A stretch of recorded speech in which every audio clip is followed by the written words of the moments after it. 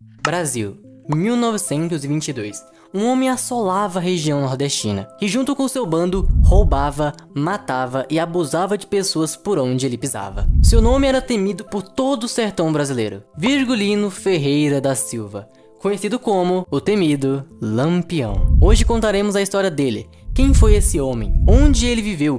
Quais crimes fizeram ele ser tão temido?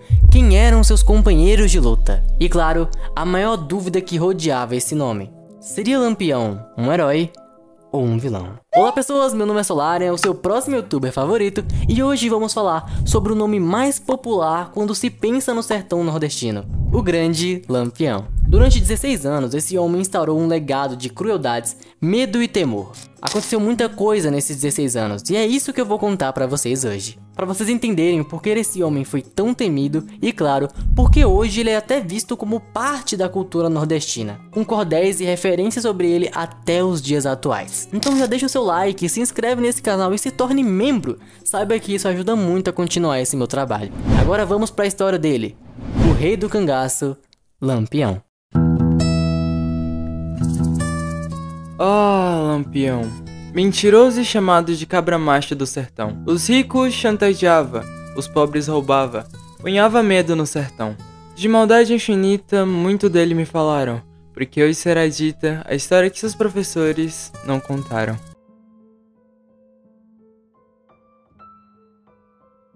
Lampião nasceu em 1897 na cidade de Vila Bela, hoje chamada de Serra Talhada, em uma família de lavradores e criadores de gado, algo que na época era bastante comum, principalmente na região pernambucana. Ele era o terceiro filho de uma família de 7 irmãos, e por ser de uma família de condição financeira razoável, ele sabia tanto ler quanto escrever. Além de que quando ele era criança, ajudava a cuidar da pequena fazenda junto de seu pai. E em uma parte da sua adolescência, ele trabalhava como uma espécie de transportador, por assim dizer, levando mercadorias em longa distância, utilizando burros como meio de transporte. Uma curiosidade interessante é que até os 20 anos de idade, Lampião trabalhava como um artesão. Mas uma dúvida bem recorrente é, afinal, por que ele foi apelidado de Lampião? Uma das lendas mais conhecidas é que seus companheiros de cangaço deram esse apelido para ele em 1915, quando Lampião já tinha seus 18 anos. Deram esse apelido para ele porque, segundo eles, ele atirava tão rápido como se fosse uma metralhadora, fazendo com que a ponta do seu fuzil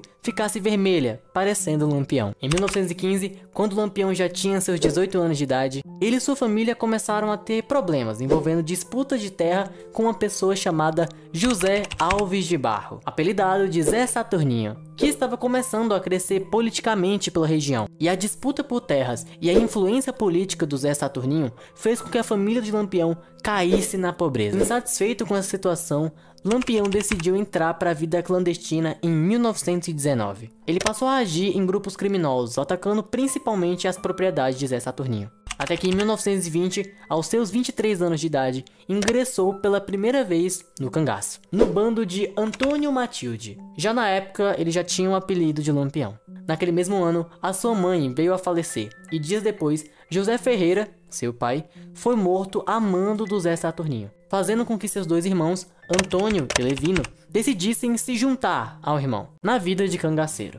Juntos, eles entraram no bando de Senhor Pereira, na época um dos mais famosos cangaceiros da região. E por conta da sua habilidade com armas, Lampião logo se tornou pupilo do chefe. E em julho de 1922, Senhor Pereira decide abandonar completamente a vida de cangaceiro, passando a sua liderança para o Lampião. Dessa forma, Lampião assim toma início à sua vida de cangaceiro, por mais de 2 décadas, aterrorizando por onde ele passava. Mas afinal, quais foram os atos de Lampião para ele se tornar tão famoso e temido assim?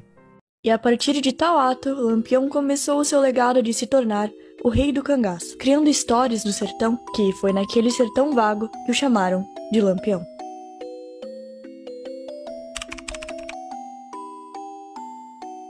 Aviso: a partir desse trecho do vídeo, assuntos como abuso sexual, agressão física severa e violência sexual e outros temas sensíveis podem causar possíveis gatilhos. Então, se você for sensível a isso, eu peço que você saia do vídeo ou pule para o próximo capítulo. Além de que, quando estiver se aproximando de um momento meio sensível ou muito pesado, o editor vai colocar esse símbolo que está aparecendo na tela no canto superior direito do vídeo. Então, quando você vê que esse símbolo tá aparecendo, significa que tá chegando perto de um momento meio pesado. Então você vai poder pular. Avisa o dado e vamos lá. Lampião era temido por diversos crimes, desde a agressão física à queima de bens materiais, como casas, fazendas, etc. Mas de longe, os casos de violência sexual foram o que fez Lampião não ser só considerado um criminoso hediondo, mas um verdadeiro monstro. Uma parte da história não contada de Lampião era que ele não era esse Robin Hood que roubava dos ricos e devolvia para os pobres. A mídia vendeu Lampião e o seu bando para o mundo como pobres camponeses de coração nobre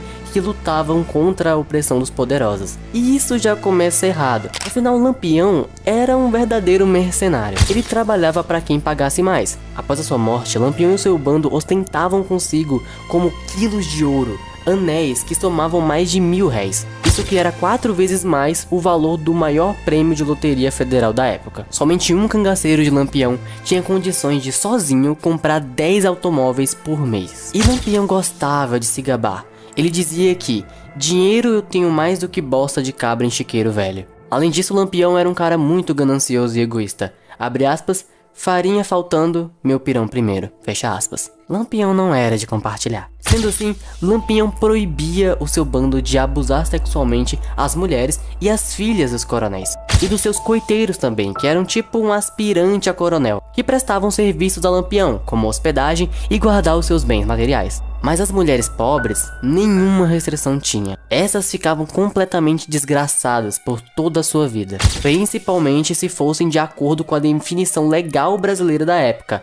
Uma, abre aspas, mulher honesta. Historicamente, a virgindade sempre foi um atributo feminino muito importante, tão importante quanto a aparência física. E não é surpresa que fosse o mesmo caso na época de Lampião. Para as mulheres da época, a virgindade era como um aspecto tão ou mais essencial para um casamento quanto a sua aparência física. Então o termo mulher honesta era usado meio que para definir isso. Mulheres solteiras que eram virgem. E caso de algum tipo de violação sexual ou física, juridicamente falando, era lei que essa mulher recebesse uma indenização de seu agressor, algo que na época era chamado de dote. Mas isso era exclusivamente pontuado porque na época a virgindade era tão, mas tão importante que a mulher não ser virgem era motivo legal para a anulação de um casamento. Contudo, pessoas cangaceiras eram fora da lei. Então essas pessoas jamais foram ou seriam indenizadas conforme o direito já mandava na época. As mulheres ou meninas do sertão nordestino, quando eram abusadas sexualmente ou marcadas no rosto por cangaceiros, na década de 1930, eram julgadas para a sociedade da época. Elas valiam menos que um burro doente que vivia na rua. Lampião e seu bando eram sinônimos do pior pesadelo, não somente para mulheres, mas também para as meninas e, claro, para suas famílias. Já que eles eram uma ameaça enorme, definitiva na vida, afetiva e familiar dos pobres e dos remediados do sertão nordestino. Para eles, a morte era um destino muito mais generoso. Quando o bando de Lampião assassinava qualquer homem que em sua casa fosse marido, eles matavam também a sua esposa. Porém, só se ela fosse considerada feia. Há relatos de antes de ser morta, uma idosa foi violada sexualmente por 5 rapazes de Lampião. Todavia, se ela fosse considerada bonita, ou como eles diziam, jeitosa, a mulher ficava, abre aspas, à disposição do cangaceiro. Quem quisesse se tornar dono dela tinha esse direito, entre milhões de aspas, como se ela fizesse parte do patrimônio do cangaceiro. E claro, caso 2 ou mais cangaceiros estivessem interessados na vítima, eles tinham que resolver de forma amigável. Amigável para os estupradores e jamais para a vítima, óbvio. Em um país onde a legislação classifica como desonesta qualquer mulher solteira que não era virgem, bem como uma viúva que mantinha relações sexuais, o abuso era uma escala de desonra muito grande. A pior coisa que poderia acontecer a qualquer mulher. O abuso de meninas e mulheres promovidos por Lampião e seu bando, além do seu tratamento misógino, que hoje se igualaria às torturas aplicadas pela polícia moral iraniana contra mulheres que usam irregularmente o seu véu, era um fato tão notório que era muito noticiado na época. De todos os cangaceiros do bando de Lampião, José, ou conhecido como Zé Baiano, sempre carregava consigo 2 ferros de marcar boi com as suas iniciais, JB, que em brasa marcava a face da vítima abusada, como se fosse vacas. Esse crime era mais cruel que homicídio, afinal estamos falando do Brasil da década de 1930. quando uma mulher era tratada juridicamente como propriedade do pai ou do marido. Ou seja, isso fazia com que essas mulheres jamais tivessem nenhuma chance de ter um matrimônio, algo que na época era considerado como se fosse o único emprego que uma mulher comum poderia ter.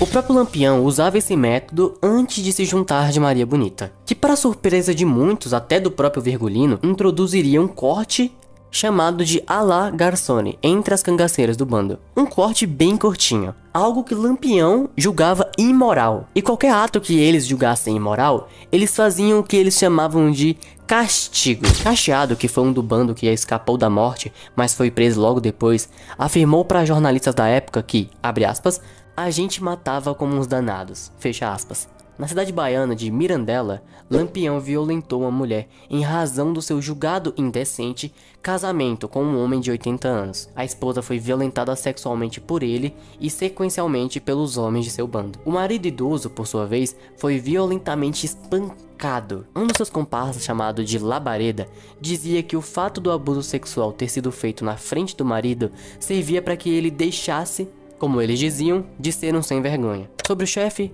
Lampião, Labareda afirmava que ele sentia ainda mais prazer quanto mais a vítima chorasse. Esse sadismo e outras coisas semelhantes, tão ou mais cruel, eram assinaturas dos abusos de seu bando.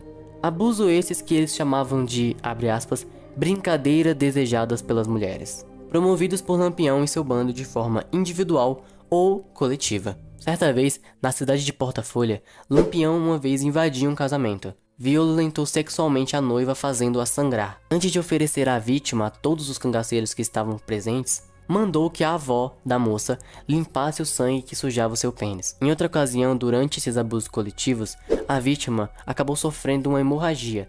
E para não frustrar a festa, como eles chamavam, Lampião encheu de terra a vagina da moça e socou com um punhal para estancar o sangue que corria. E se a vítima morresse nesse processo, aconteceria a ela mesmo o que se sucedia com muitas outras vítimas. Os bandidos continuariam esse ato horroroso com o corpo já sem vida, que depois seria oferecido como de costume aos cães. Essa crueldade absoluta do bando de Lampião foi relatada também pelo na época vaqueiro Emídio Anjo, que escapou da morte depois de testemunhar o abuso coletivo de uma conhecida e uma chacina de mulheres e meninos de sua mesma família. Abre aspas. Eles pegaram a moça, Delfina, mandaram matar galinha, cozinhar abóbora, fazer a janta pra eles, e ela fez tudo. E enquanto ela tava lá, na cozinha, junto dos bandidos, para que ela não pudesse sair, eles pegaram o resto da família dela, levaram pra fora, mandaram se deitar no chão a família toda, que tinha menina nova, mulher grávida, todo mundo. E Delfina lá dentro, cozinhando, e eles lá fora, matando toda a família dela. Um atirava, outro cortava, cada um com um punhal enorme. Quando ela terminou de fazer a comida e os bandidos terminaram de comer, eles pegaram ela, aquela ruma de homem, tudo abusando dela, e ela gritava por todos os santos que conhecia, por Deus, por Nossa Senhora, e eles gritavam, quer morrer de tiro ou de faca?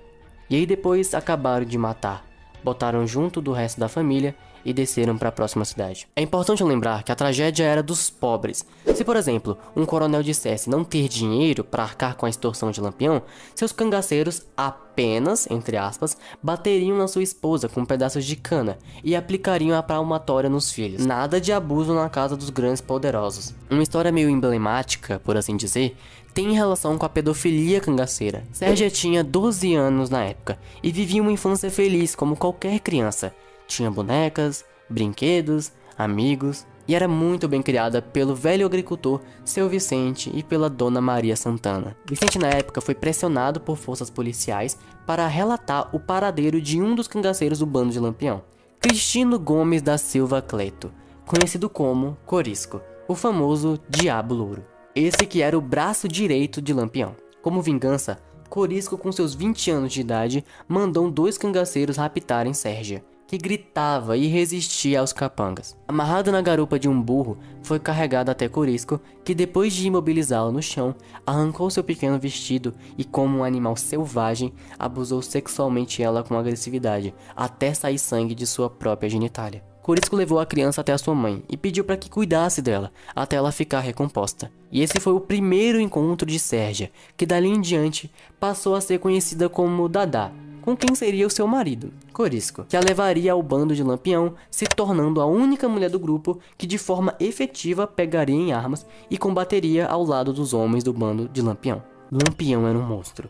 Nada naquele homem justifica o porquê ele um dia foi taxado de herói. As suas histórias não acabam por esses horrendos atos inimagináveis e difíceis de acreditar que Lampião ou qualquer pessoa um dia poderia fazer. Lampião continuou, se tornando ainda mais essa horrorosa figura que não era só chamado de monstro nem de bandido, mas também de rei do sertão.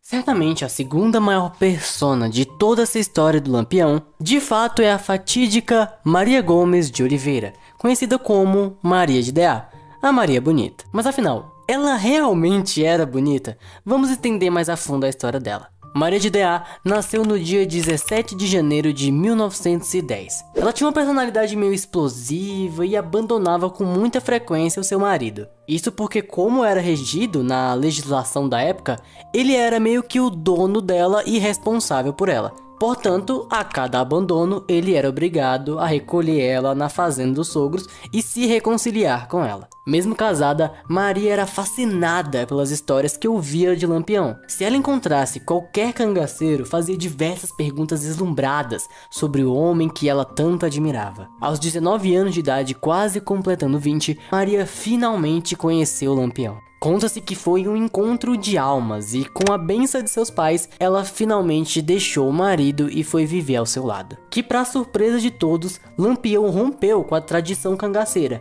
e admitiu uma mulher no cangaço, ignorando aquela antiga superstição de que mulher traz má sorte. Em resumo, ela foi a primeira de muitas cangaceiras. E ela era bonita? Isso vai da opinião de cada um. Muitos não consideravam. Diz aí você, o que você acha dessa beldade aqui? Um soldado sergipano da época, chamado Joaquim Góes, afirmava que, abre aspas, não era bonita, era mulher, só para ser desejada pela sensualidade pacata do remendão de Santa Brígida, ou pelo amor distorcido e violento de Lampião. A sua realidade humilde, óbvio, mudou depois de se juntar ao rei do cangaço. Antes com seus dedos descuidados e sujos, e depois com seus dedos cheios de ouros, brincos e cordões que enchiam seu pescoço. Claro, quase todas vindas de roubos e extorsões. Maria de Deá era a primeira dama do cangaço. E eu sei, meu caro espectador, que você ficou meio curioso do porquê ela era chamada de Maria Bonita. Apesar de que na época em que era viva nunca foi tratada como tal, só ganhando esse apelido depois de sua morte, a imprensa carioca, tomado pelo fascínio, atribuiu à rainha do cangaço o nome da protagonista do romance de Afrânio Peixoto, justamente intitulado de Maria Bonita, que conta a história das dificuldades enfrentadas por uma jovem baiana extremamente bela. Eu sei que você esperava uma explicação melhor, mas a realidade não é tão bela assim. Maria Bonita, mesmo sendo mulher, acatava todas as barbaridades que faziam com as outras mulheres. Além de que um detalhe muito importante é que para qualquer mulher que fosse entrar no bando, ela tinha que ter um cangaceiro como seu dono, além de fazer o corte à la Garçone, o mesmo corte de Maria Bonita. Percebe-se que essa mulher não era tão diferente do seu parceiro romântico. Certas características de Lampião não foram tão mencionadas em suas histórias de Robin Hood e herói. Uma das características é que Lampião era racista. Lampião dizia frases como: negro não é gente, negro é imagem do cão. Certa vez, Lampião foi para a fazenda de um amigo, onde deixou uma grande soma de dinheiro aos pés das imagens de diversos santos que lá tinham, menos aos pés da imagem de São Benedito, diante da qual indagou, abre aspas, quem pode pensar que um santo possa ser negro, fecha aspas. Apesar de sua cor bastante escura, Lampião recusava qualquer descrição que insinuasse que ele era preto, algo que hoje gera uma certa confusão sobre a sua cor. Afinal, quase todos os escritores, jornalistas e etc. descreviam como cor de bronze ou bronze cor. Um outro detalhe é que na época muitos dos policiais eram negros, coisa que fazia Lampião afirmar que ele até poderia ser policial, mas como ele dizia, abre aspas, eu falo com devida franqueza, se não tivesse preto na polícia para dar ordens na gente, eu até que sentava a praça, fecha aspas. Em um ataque e sequestro de 7 militares, Lampião matou todos, com a justificativa de matei todos os macacos por causa de um deles, um negro sem vergonha. Negro nunca foi gente. Negro é a imagem do diabo. Me disse grosserias e mandei logo matar a macacada toda. Disse Lampião com total desprezo aos militares da vanguarda.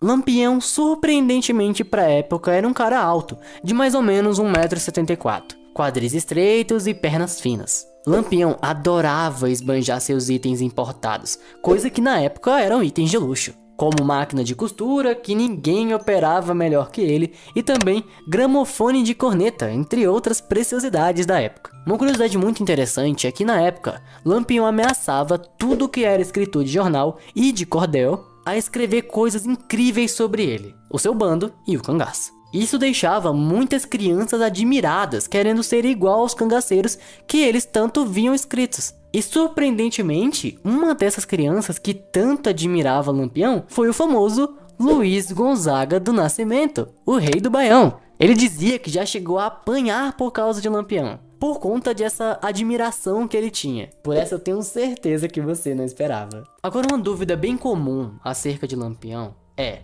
ele era ou não era um psicopata? E sendo bem direto, além de ser vaidoso, narcisista, sádico e ter um grande instinto de predador, Lampião era sim um psicopata. Segundo o Dr. Christian Costa, que criou as 20 condutas típicas de uma pessoa com psicopatia, analisando que Lampião se enquadra em 19 dessas 20, ele era sim um psicopata nato. Voltando um pouquinho para Maria Bonita, ela por sua vez perdeu 3 das filhas durante o parto. Porém, no dia 13 de setembro de 1932, a história foi diferente. Nasce assim Expedita, mas Lampião não era o melhor exemplo de pai presente, a ponto de já ter virado para Maria e dito que ele matasse a criança. Não se sabe ao certo se ele brincava ou se foi repreendido por Maria, afinal, Expedita sobreviveu à frase. Lampião via a si próprio como um defensor da correção moral, bom, pelo menos da moralidade sexual, o que acaba por ser um pouquinho irônico. Em quase 20 anos, Lampião tomou todo o poder que podia para si,